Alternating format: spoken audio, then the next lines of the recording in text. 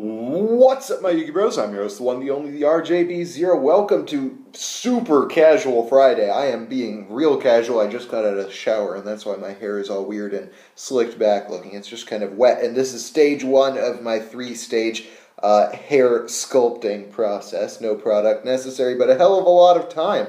Let's talk about Seattle Regionals last week. I saw a lot of you guys, and that was super cool. I had a couple people comment on the last Casual Friday video that they were going to be at Seattle Regionals. I saw a few of you guys. I talked to Yugi Skills, which was super cool. Sat down with a couple of subscribers. I was sitting next to people who were like, hey dude, I love your YouTube channel, and it just blew my mind. It was a surreal experience. Let's get to some Q&A. We start out with Tyler Shina, who asks if decks like Raccoons and Six Samurai, who can make Naturia Beast Shien and Barkion, or Dark Turbo decks that can make Void Ogre Dragon, could be competitive if they could keep their Floodgate monsters on the board. I think they could be competitive. The problem is that they have to be able to establish those monsters on the board consistently turn one and be able to stop them from the massive amounts of removal that exists in this game. Naturia Beast is really great against Clifforts and against Neckloths, but both Clifforts and Neckloths have outs to Naturia Beast, and both Clifforts and Neckloths are more consistent decks than the decks that make Naturia Beast. So they are more likely to get their Scout and things in hand as well as their outs for Naturia Beast than something like Raccoons or Samurai are likely to get Beast on the board. Just having the ability to put Naturia Beast or Barkion or Shien on the board is not enough to get you into the competitive game. So it's really a gamble with those decks. Slate Warrior asks jokingly, can BLS still go to 2? And the answer is no. Not anymore. When I made that prediction the first time, or when I made the video talking about that possible prediction, Shadows and Burning Abyss did not exist yet. Shadows had kind of been predicted for the TCG, like we had some of the cards released, but we didn't really have an idea of how competitive they were going to be or what they were going to look like as a deck. We didn't know what the variants were going to look like, and we had no idea that Burning Abyss was coming.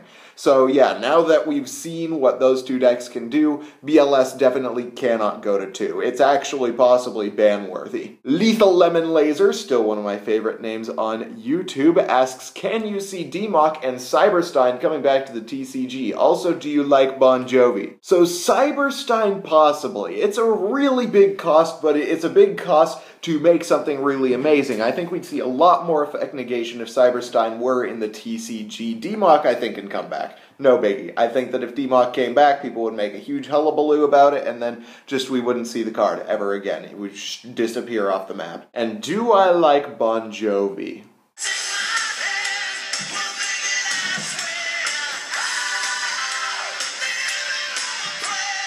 Yeah, Bon Jovi's pretty cool.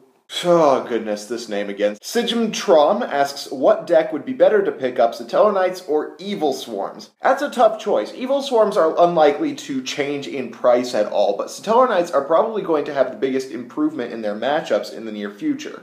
Evil Swarms you can get at basically any time, but I would get Satellar Knights fairly soon, because I think that they're either going to hold their price or go up, because I don't think they're going to get hit on the list, and if Burning Abyss and Shadows and or Clifforts get hit on the next list, then Satellar Knights matchups are going to be really good going into the January format.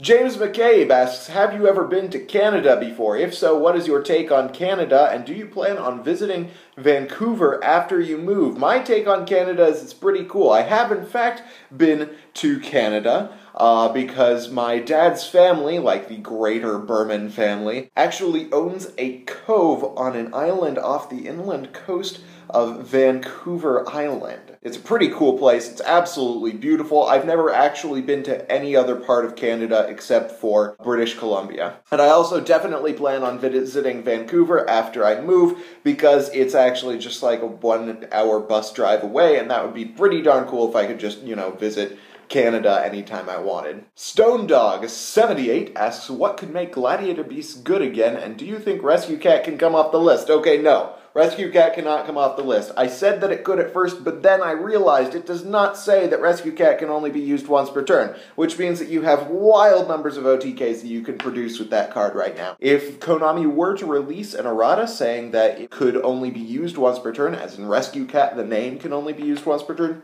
Possibly. And to make Gladiator Beasts good again would be really difficult, because you'd have to have some wild battle phase tricks in order to make the deck good, and you'd also have to be able to protect them from destruction by basically any other source every turn. On basically a turn-by-turn basis, they would have to have more kinds of removal than Bestiari and Geysaris, and they would probably have to be able to search War Chariot. Besides with Sam Knight. David Casimir asks, do you believe the Burning Abyss will become Tier 0? Do you think the Dragon Babies will come back? And do you have hate for a specific archetype? Burning Abyss looked like it was going to become Tier 0. The patterns looked like that, but as I answered in the Where RJ Was Wrong video, Burning Abyss has not become Tier 0. And with the list coming up fairly quickly, I don't think it's ever going to make it to that point again. The baby dragons, sure, they can come back. Nothing would happen if the baby dragon rulers come back, and I don't really have any hate for a specific archetype. I have a kind of long-standing grudge against Inzectors because of what they did to the March 2012 format, but really, other than that, I don't really care that much about Inzectors in order to really have any hate for them. But that's really the only archetype I would have any inherent negative feelings toward. Jimmybellamere asks, what do you think is going to be a good ratio of search cards in Masked Heroes? I think that you want to have a search card not counting a hero lives every game. You want to have one in your opening hand every game. I think that that's a good ratio. So you'd want something like 5 search cards, once again not counting a hero lives. That would pretty much ensure that you have at least one in your hand every game. There's a possibility that you're going to draw a bunch of them, but hey, you have a lot of Bubble Man plays then. Maybe 4 is a better idea. Galactic God asks, what is your take on the OCG and TCG getting their own exclusive cards in a set? Do you think it's good or bad for the game? I don't think it's either good or bad for the game. It's really annoying for a lot of us players that we can see really good support for an archetype that we want to play in the OCG and realize that we're not going to get it for years, because look at Nebradisk. We should have had it like 6 months ago at the least, and we still have no sign of seeing that card. And it also wreaks some serious havoc on the secondary market, because we're not entirely certain when a card like Nodin is going to come out in the TCG. So the prices of things that are assisted by Nodin, or that assist Nodin, fluctuate just a ton right now.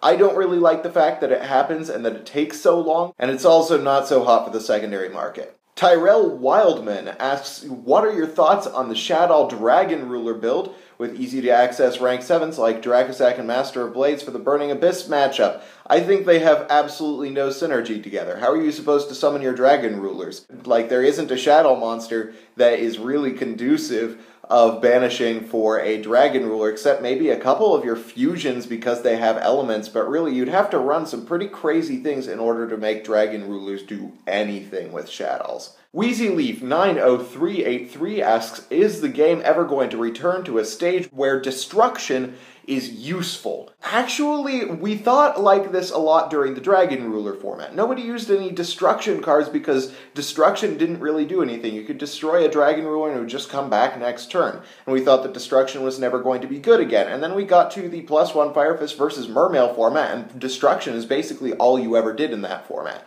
So I think it really goes back and forth, and I think we'll be seeing a format where destruction is good coming up quicker than we think. The Divergency asks, what does TG Stun / Doppelquasar need to / have to do in order to affect the meta? I think that TG Stun needs more skill drain and also needs Tengu at 3. I think the Doppelquasar needs better non-tuners, because a synchro deck is only as good as its non-tuners. We've got tons of broken tuners in the game, but we don't have a huge number of non-tuners that are really conducive of a really strong synchro strategy. We kind of have Wyverburster and Collapse Serpent, but those are a little bit slow because you have to have some degree of graveyard setup in order to put them on the board. Hades X736 asks, do you agree with the drafting system at YCS, or do you reckon that Konami should revert back towards players using their own decks to win? I disagree with it. I think that it's a dumb idea. I thought that it was a fun idea at first because I think draft is fun and cool, but it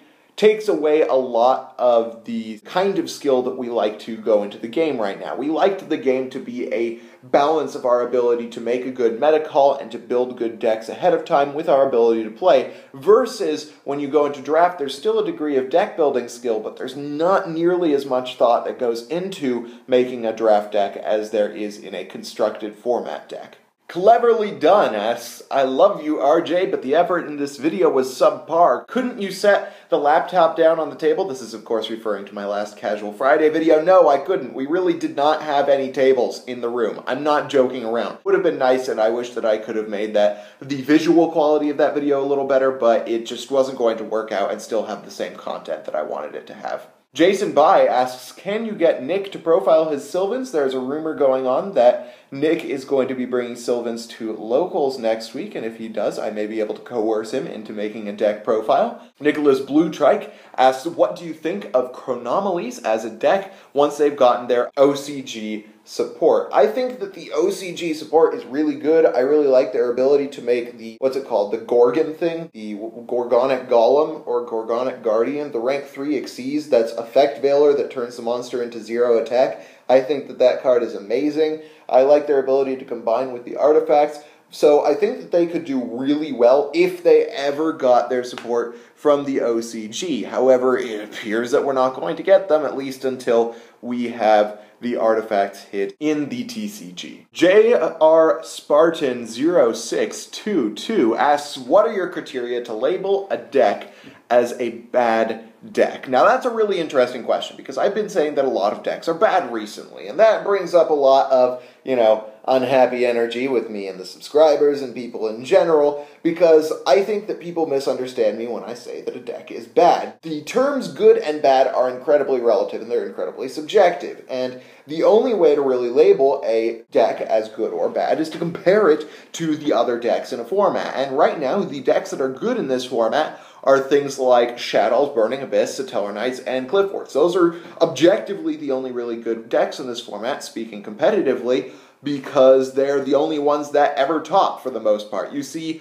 Evil Swarms do fairly alright occasionally, but for the most part there aren't really any good decks this format except for the top 4, because there aren't really any decks that can compete. I'm not saying that you're a bad player for using a rogue deck. What I am saying is that these rogue decks are objectively bad if you're comparing them to the rest of the format. You can use them at locals, and they'll probably do alright at locals. But if you take a rogue deck to a larger event like a YCS, ARGCS, TCG Player Regionals, General Regionals, anything like that, then you have to go either one of two ways. You have to be taking that deck to that event because it's a good meta call. It has to have good matchups and people have to not see it coming. Or you take it to the event knowing that you're not playing at the most competitive level that you could be. And that's just something that you have to accept. Because if a deck does not have good matchups, and if your opponents are going to see that deck coming and are going to know how to play against it, then that deck is obviously a bad deck for you to bring to that event.